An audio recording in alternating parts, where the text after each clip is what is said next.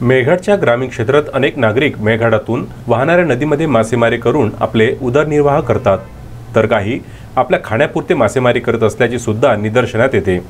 अशाच प्रकारे मासेमारी करण्याकरिता गेलेल्या एका आदिवासी युवकाच्या हातात मच्छी बॉम्ब फुटल्याने तो गंभीररित्या जखमी झाला असून घटनेची माहिती परिसरात पसरताच एकच खळबळ माजली आहे। प्राप्त माहितीनुसार धारणी मुख्यालयापासून 35 किलोमीटर अंतरावरील रेट्या गावातील निवासी शिवचरण रामचरण चतुर वय वर्ष 30 हा सकाळच्या सुमारास गावाला लागून वाहणाऱ्या कोकरी नदीच्या तटावर मासेमारी करण्याकरिता गेला होता।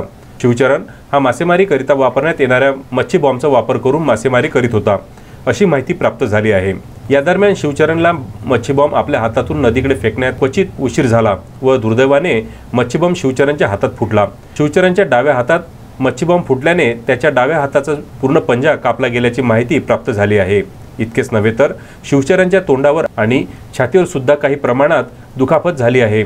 सदर घटनेची माहिती राणीगाव सर्कल सार्वजनिक कार्यकर्ता आणि आमदार राजकुमार पटेल यांचे कट्टर समर्थक वहीद खान पठाण यांना मिळताच त्यांनी तात्काळ घटनास्थळ गाठून गंभीररित्या जखमी झालेल्या शिवचरण चतुरला आमदार राजकुमार पटेल यांच्या सहकार्याने रुग्णवाहिका बोलावून उपजिल्हा रुग्णालयात दाखल केले आहे। जखमी झालेल्या शिवचरण धारणी उपजिल्हा रुग्णालयात प्राथमिक उपचार करून त्याला अमरावती जिल्हा सामान्य रुग्णालयात हलविण्यात आले आहे। धारणी तालुक्यात दरवर्षी मासेमारी करताना हातात बॉम्ब फुटल्याची घटना घडल्याची दिसून येते।